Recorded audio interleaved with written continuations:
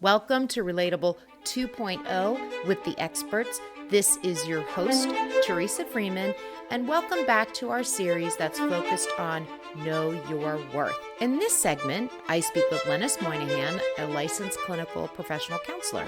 We cover Know Your Worth through a therapeutic lens and talk about common challenges around self-esteem, setting boundaries, putting yourself first, and the risks of all or nothing thinking. Great insight and counsel that's real and practical. Enjoy this episode. Again, with my expert, Lenice Moynihan, and we are talking about, from a therapeutic lens, there are these key themes that we're working through with our experts. And so welcome back, and thank you for joining us the last time so that our audience got a chance to get to know you. I know there was a lot of listens, so I appreciate that. So today our topic is Know Your Worth, and the reason that I think it's an important theme and topic in the work that I do, both professionally in my career, but then also as a coach and just when I network, I feel like this subject comes up a lot for all of us, not necessarily specific to a gender, but and how do we dig into it a little bit so we understand it a little bit more? How can we benefit from hearing different points of view on this, and how does it relate to us? So for you and for me in this conversation, I really wanted to I feel like it's a juicy topic, certainly from a therapeutic lens. When I kind of put that in front of you in terms of that concept, what are some of the things that come to mind for you through that therapeutic lens? Right. So we're talking about self-worth, which means, self-esteem, self-confidence. You think of being able to advocate for self, being able to set healthy boundaries. Somebody that can do all those things has a good idea of what their self-worth is. Okay. So in therapy, what I have found a lot of times is more so growing up in dysfunctional families that are raised in a lot of toxic shame. Those are the people that struggle more. Like, I'm not saying nobody ever struggles with self-esteem, right? Like, you can have a situation and something happens. Let's say you really studied for a test and you got a D. That might affect your self-esteem for like a week or something. But when we look at, a bigger issue around all those things I just said, the inability to put self first appropriately, that usually comes out of trauma. So the work then we do around that, right, is, we talked about this last time, family systems. So we go back and we do that family systems work. But there are like just some things, like if you're wanting just some practical, okay, so let's say somebody's struggling with feeling good about themselves. And let's just say on their own, they're working on it. Okay. And let's say they're doing some journaling or things like that. So one thing that is really helpful is to notice if you're doing all or nothing thinking. Okay. So that is a big one, right? So,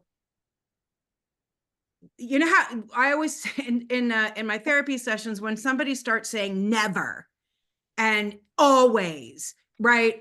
That's like a flag for me. And I usually stop them for a minute and say, okay, that's very black and white, right? It's all this or this, but life is gray. Okay. And another thing, like with self-esteem, when we're struggling with self-worth, that black and white thinking can get us into trouble, right? So for example, let's say you have been doing really well and then you get a bad grade, on an exam. The talk around, oh my God, I always do bad, or I always, right? Which isn't true. Like if you go back and look at the facts, that's not true, but that kind of triggered you right into that thinking. So one thing is to kind of notice, well, what happens in these events where I always call it losing myself. I've kind of lost myself now, and now I'm triggered into a different emotion. And how that shows up when we talk about lack of self-esteem is all of a sudden you externalize and you're more worried about what everybody else is thinking. You're more worried about, well, what are they going to think? Or if I ask for I'm going to think of every possible situation or scenario before I ask for what I want or whatever, because now I'm in this thing of I've lost myself and I'm focused on everybody else, right? Which is also goes down to the self-worth and core of a person. So Do you, that's something. do you think people always know when they're coming from that place? No. Or do you feel like it's one of those things that maybe we're blind to, and until we start to talk with a therapist, or you talk with someone that's skilled in that way to help you see that, because I think sometimes behaviorally we don't even know No. that that's what's happening. No, and so one of the goals in therapy is to help the client start to connect the dots, right? Hmm. The more they're doing the work and now they are, oh wow, I've been able to set a better boundary. Wow, I advocated for myself, right? I'm so proud of myself, right? And then all of a sudden, right, they'll come into another session and it seems like it's all been, washed away. Right. Ah, So then we kind of go back to, okay, what was the trigger? Let's look over the last couple of weeks. What is something that maybe happened, right? That then you subconsciously kind of reacted to it. And then you kind of went down the rabbit hole of I losing self. Not, I mean, you're not, but yeah. that core self, that sense of self. That's what I mean when I say that. What's the difference between, and maybe, I don't know, I'm curious, that just came sort of popped up for me when you framed it that way. What's the difference between sort of victim thinking Mhm. and like a self-worth problem, or is it the same thing? So if I come and see you and I say, I'm always the one in a relationship that gets the short end of the stick, right? Or like, I don't ever, I'm always the one that seems to have to sacrifice more than other people. Or there's kind of that victim mentality versus, I am someone who feels like I can't reach out to another person because I don't know, have enough of a self assurance that I'm like, oh, what if that person rejects me? Or this is kind of how I internalize it. Like if I think about kind of self confidence in terms of kind of putting yourself out there or feeling like you can take a chance versus like victimizing, which is like, oh, poor me. But can that all be a result of a low self worth, or are those two different things? Well, I would say if you're telling me, let's say this client comes in and everything is, I can't get what I want. Look at what happened again. It's never going to work for me. You're, talking this that then we start talking about internal narrative. Okay. And internal narrative and where did that come from? And obviously that is going to affect your worth and your confidence because your narrative is telling you you can never get what you want, right? Right. So that's a little bit different than it's hard for me to ask for something or ask for help, which is somewhat, I would say, I think it is, especially in this society, we're very external and everybody's busy and nobody has time anymore, kind of in this weird way. So I think it's we don't ask for help as much as we used to, which I Yeah. think is unfortunate because I think community is important. But I think that's a different I think feeling like I'm not comfortable to ask for something that can have a completely different Got cause it.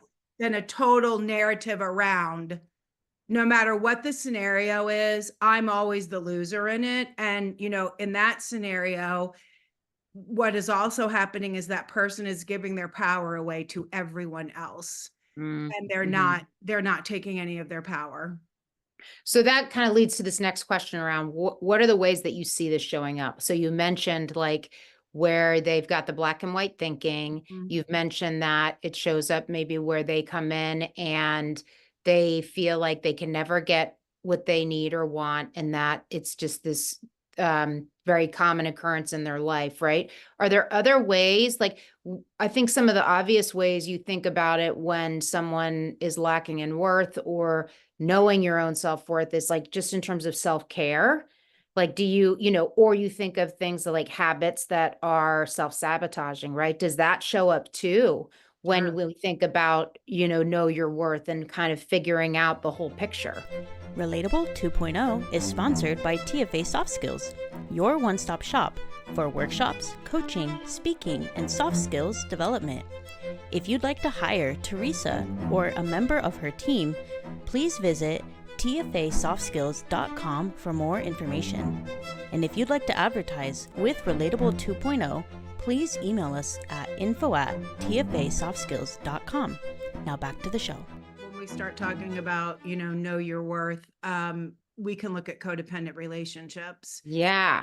Codependency, again, we talk about coming out of these dysfunctional families, especially adult children of alcoholics or addicts, right? Or if there's a lot of mental illness in the family. And so then there's, in all those instances, what happens is the child is focused on the parent, and it's really supposed to be the other way around. So Mhm. the child has now is trying to learn, how do I survive in this chaotic environment? And whatever those skill sets are that helps them to survive that isn't necessarily real self, right? And then meanwhile, they're not being nurtured. They're being neglected, right? Mhm. They're not being seen. And so in a healthier family system, you get those needs met. You kind of learn the boundaries. You learn, oh, I can go this far, then I might get in trouble. You know what I mean? You have a better sense of self and then surrounding. Okay. Mhm. So I think the biggest examples, I think, of lack of self-worth, and then when we talk about codependency, is the things already mentioned. Okay. Can't advocate for yourself. You always put the other person first. You don't, a lot of times you actually don't know how you feel, or you don't know what you want. And you don't ask for it. You feel that I have to do everything. I'm an island. I'll do it all Mhm. myself. The self-care piece is a big piece, right? Am I taking care of myself? And what does that look like? Right. Yeah. And yes, we're all busy. That's true, especially, moms, and if they have kids. But if there's tons of reasons why you can't, maybe even just get up a half an hour early to do a half an hour walk, which Yeah. will make you feel better, or you know what I'm saying? These are things that let us know, okay, that person is really struggling with kind of connection to self and to the core of self. Yes. That's interesting. And that's something that I think we talked about this last time a little bit, but we, through our own conversations and just what I've observed in my own path, the Sure. more you understand your connection to yourself and Mhm. really what's going on with you and how you react Mhm. to things, and you're an observer of yourself Yeah. versus observing what other people are doing. I think Yes. it's so interesting, and it allows you to, that really, all you have control of is yourself. It's Mhm. like Yeah. you can't control other people's behaviors. You Sure. can, sure, you can ask for things or communicate things, but I Mhm. think, Sure. as we, being able to really look there, it's interesting. You mentioned the thing about not even knowing your own needs. When I had to go to a trip to Costa Rica and I was by myself, I was going on behalf of this company I was working for at the time. And when I went there, like during the day, there was stuff for me to do, but at night and on the weekends, I was there for a couple weeks. It was just me. Wow. And I was like, what do I didn't know what to do with myself because I didn't have kids and I didn't have workers depending on me. And I didn't have, it was like none of these external things for me, like connection points. So I was like, what do I want to eat? Like, do I want to go to the pool? Do I want to, I couldn't even really Yeah. figure it out because I've spent no time really understanding like Mhm. what it is that I want and need. So it's just interesting how much like it is kind of on you and some work to do within yourself. Yeah. Oh, absolutely. Yeah. Right. And it's a thing, things, lack of self-worth will show up indecisive, or kind of asking everybody else, Ah, well, what do you think? Well, what do you think? What do oh, you think? Or not liking attention. kind of like, well, don't pay attention to me, don't look at me, you know, I kind of want to hide in the background. Or I needing everyone else's approval, right? Like all these things, like I need all this external validation, you know, instead of, no, I've got this internal validation. Sure, we all like validation. We all want that. I'm not saying that, but you know, if you're really grounded in self, it's not it's not necessary, right? Right. You don't need it. You're not seeking it out. It's Right, almost like it's a right. nice to have, like if Sure, someone absolutely. validates you, you're like, oh, that's so nice. But it's Yeah, not of like you're course. like waiting for someone to say that in order for that thing to matter. Right. So it's Uh, kind of, you know, the difference of if you're really lacking self-worth and really feeling insecure, you know, that all that external validations props you up. It's you need this external thing to be propping you up. yeah, Well, when that all goes away, what happens? right. You know, Yeah. what And what do I have internally that's going to keep me afloat, keep me going? Right. And this is why, you know, internal narrative is so important, right? So another thing that you can work on is, let's say this is another thing that will happen. Something positive happens. You're talking about sabotage, right? Self-sabotage. yeah. Something positive happens, and then somehow you turn it into a negative. Yeah. Like, well, that happened. That's never going to happen again. You know what I mean? It's like what we do to ourselves, right? Instead of being like, oh my gosh, this is amazing, and kind of really going with that positive experience, right? Yeah. So I mean, I really cannot emphasize how important it is of how we talk to ourselves on a daily basis. And I think a lot of us we don't know. We're so busy. This is what I mean. We're so busy in our lives, we're not paying attention, right? Yeah. So what are we, it's kind of like nutrition of food. Well, what are my thoughts? How am I feeding myself with my thoughts? So if I'm Yeah. like, well, I'm like, when you get the bad grade, well, I always get a bad grade. And then again, right, we're to feelings to facts, right? Let's look at the facts, not the feelings. Okay, hold on. You did 3 exams and you got B's, right? Or whatever. This is one exam you got a D on. Mm-hmm. Your feeling is you're feeling really low and insecure right now. But if we look at the facts, what you're saying isn't true. Right. So sometimes we do need to do that too. Like feelings are important, but sometimes we do have to challenge them and say, okay, well, is this accurate? Yeah. And I feel like that applies to work too, a lot where people forget all the great things their team did, or they forget all the great things that they did personally to create something. And you only send to, we all tend to focus on the negative when you get that performance review. Even if they tell you good stuff, you're just waiting. Oh, Yes. yeah, to kind of have that validation that like you suck.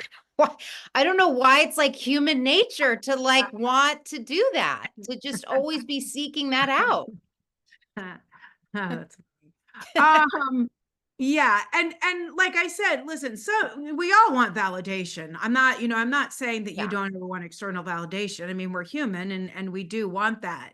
But when we talk about self-worth, right? The work that we have to do is in that core. I talk about being comfortable in your own skin. Hmm. The more comfortable you are in your own skin, the higher your self-worth is, right?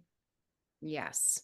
Yes. And I feel like I've said this a number of times through different discussions with people on this podcast, but it's worth repeating, which I Yeah. think the closer you are to being your true self, Mhm.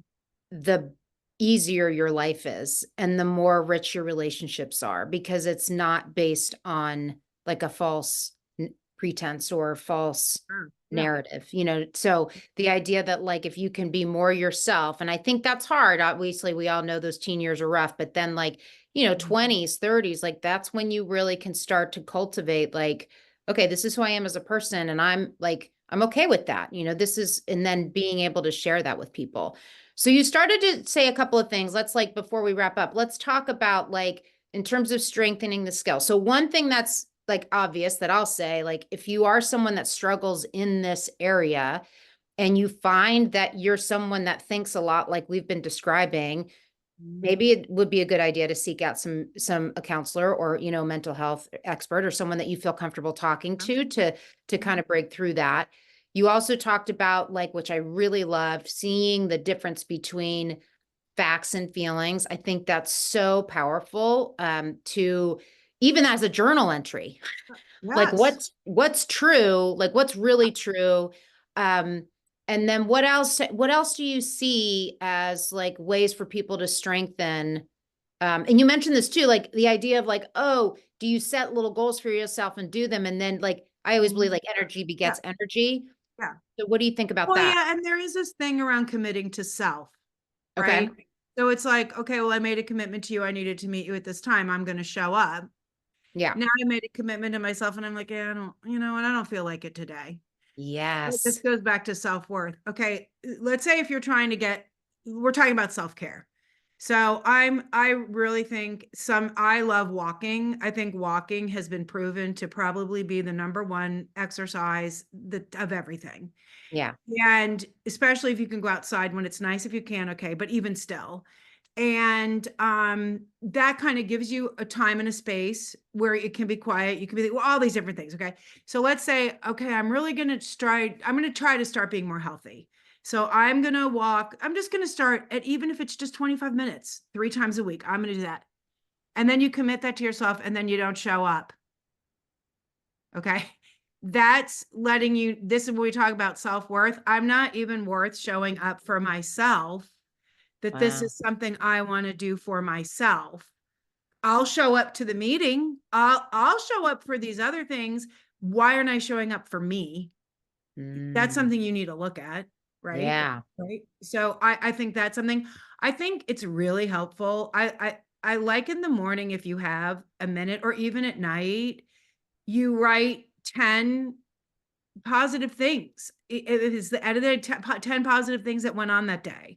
Or in the morning, grateful. What am I grateful for? Right. It is changing a mindset. I'm not saying you never get upset. You don't ever get angry. You never have negative thoughts. That's not the goal.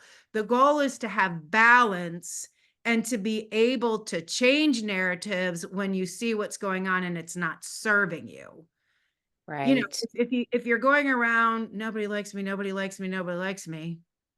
Well, you're Nobody's gonna. probably going to experience nobody likes you. Right. Yeah. Yeah. So, so Yes. connecting to that, am I putting myself first? Do I commit to myself? Do I show up for myself? Am I important? Yes. You And know, it's so interesting as you're saying all of this, because I'm thinking about some of these other conversations I'm going to have with other people with this lens. And what's so interesting to me is it starts here, like what we're talking about, because I can't convince an interviewer to select me, right? If I don't believe that I'm capable for the job. So it really does start here. And I love this. I love that example of making a date with I've never even thought about it in those terms. Like I've said, I want to make this commitment to myself, but then I just blow myself off. Like you wouldn't do that you probably wouldn't do that to most people, like a family member or a client or, your own dog. yeah. Like, right. You're going to show up for all these other people. I love it. Oh, good. Well, thank you very much. You're welcome. And then we'll catch up soon on our next topic. Okay. All right. It sounds good. Okay. Thanks. Okay. Well, thank you. Thank you, relatable experts. Your advice and counsel is so valuable. Thank you, relatable audience. Please rate, subscribe, leave comments, and share this podcast with others. Until next time, this is Career Coach T. Stay connected.